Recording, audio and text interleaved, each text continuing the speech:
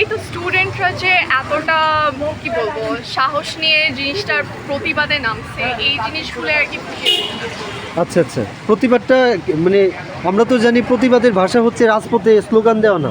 প্রতিবাদের ভাষা বিভিন্ন রকম হতে পারে, যেমন দেয়ালিকার মাধ্যমে হতে পারে, যেমন স্ট্যাচুর মাধ্যমে হতে পারে, যে কোনো মাধ্যমে হতে পারে।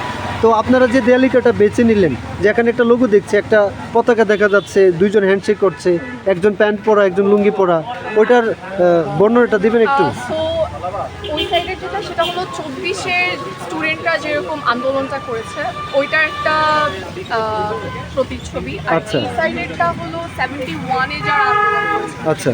সময়টার।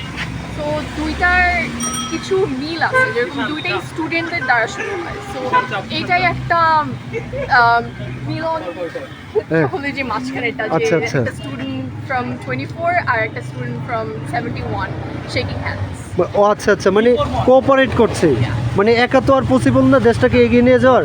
এই জন্য আপনারা ওদের মুক্তিবাহিনীর ইন্সপিরেশনেই আমরা আজ এই আন্দোলনটা করছি। আচ্ছা। যে এরা হচ্ছে একটা জেনজি, আমাদের যে জেনারেশন, এদের একজন, ভাই আমরা স্টুডেন্টের একজন আর এই মুক্তিবাহিনীর একজন। অসংখ্য ধন্যবাদ ভাই, আপনাদের এই আন্দোলনটা আরও বেশি ত্বরান্বিত হোক।